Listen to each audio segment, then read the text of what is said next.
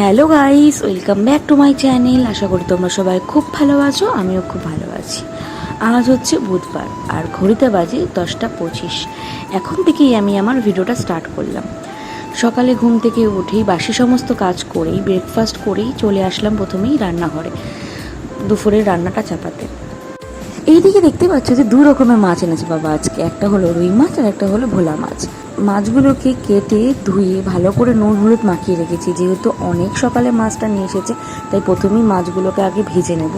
মাছ ভাজা হয়ে গেছে প্রায়, আর এদিকে মামুনি সমস্ত সবজি কেটে আমাকে গুছিয়ে দিচ্ছে। কি বলতো, আমি যদি একা হাতে সমস্ত কিছু করতে যাই, সবজি কাটা সমস্ত রান্না করা, তাহলে অনেকটাই দেরি হয়ে যাবে খেতে খেতে আমাদের। তাই মামুনি সবসময় আমাকে সবজিগুলো কেটে গুছিয়ে দেয় আর আমি রান্নাবান্না করি, মাঝে মাঝে মামুনিও রান্না করে। যাই হোক, আজকে রুই মাছটা পটল আলু দিয়ে একদম পাতলা করে ঝোল করব। তাই প্রথমে পটলগুলোকে ভালো করে ভেজে তুলে নেব। পটলগুলো ভাজা হয়ে যাওয়ার পর ওই তেলেই ফোড়ন দিয়ে দেবো জিরে, আর তারপরে আলুগুলোকে লাল লাল করে ভেজে নেওয়ার পর আর আমি আজকে কাঁচা লঙ্কা চিড়ে মাছের ঝোলটা করব। তারপরে পরিমাণ মতন হলুদ আর লবণ দিয়ে ভালো করে ভাজা ভাজা হয়ে গেলে আমি জল দেবো, আর জলটা যেই ফুটে আসবে না তখন আমি রুই মাছগুলো ছেড়ে দেবো। এটাই হলো অন্যরকমভাবে একটা মাছের ঝোল। আমি ফার্স্ট টাইম এই বাড়িতে খেয়েছি, আমার খুব ভালো লেগেছে। আর এই বাড়ির সবাই এরকমভাবে রুই মাছটা খেতে খুব ভালোবাসে। রুই মাছ বলা ভুল কথা, চারাপোনা মাছ। এদিকে আমি কিছুটা জিরে বেটে নেবো, আর জিরে বাটা হয়ে গেলে মাছের ঝোলটা যখন ফুটে আসবে, মাছের ঝোলটা নামানোর ঠিক 2 মিনিট আগে আমি এই জিরে বাটাকে দিয়ে 2 মিনিট মতন ফুটিয়ে নামিয়ে ফেলবো। আর দেখতেই পাচ্ছ যে মাছের ঝোলটা নামিয়ে ফেলেছি। দেখতে কতটা কীরকম লাগছে আমি ঠিক বলতে পারবো না।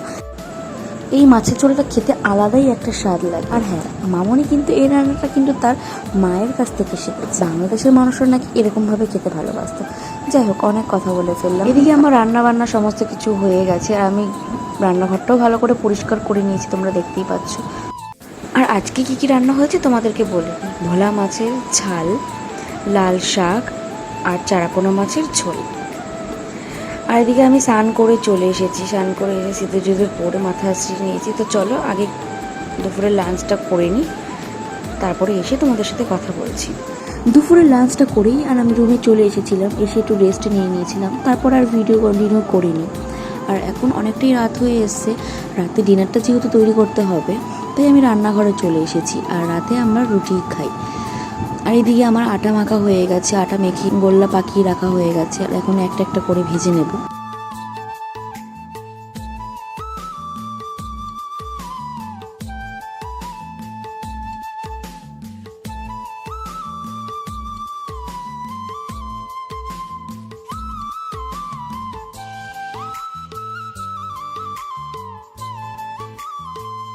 রাতের ডিনারটা করে আমি এখন রুমে চলে এসেছি। আর আজকে মাথায় একটু তেল দেবো ভালো মতন, কারণ কালকে আমি শ্যাম্পু করব বলে।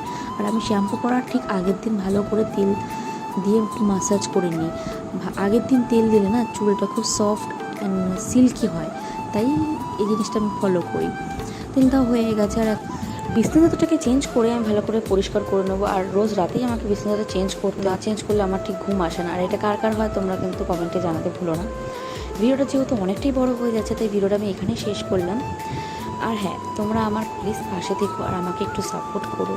আর তোমাদের সাপোর্ট না ছাড়া আমি এগোতে পারবো না, আর উৎসাহ পাবো না ভিডিও করার, আর তোমাদের সঙ্গে সুন্দর সুন্দর ভিডিও শেয়ার করো। ভিডিওটা তোমাদের কেমন লাগলো অবশ্যই কমেন্টে জানাতে ভুলো না। ভালো লাগলে লাইক করে চ্যানেলটিকে সাবস্ক্রাইব করে দিও। দেখা হচ্ছে অন্য কোনো ভিডিওতে। ততক্ষণে তোমরা সবাই সুস্থ থেকো, ভালো থেকো।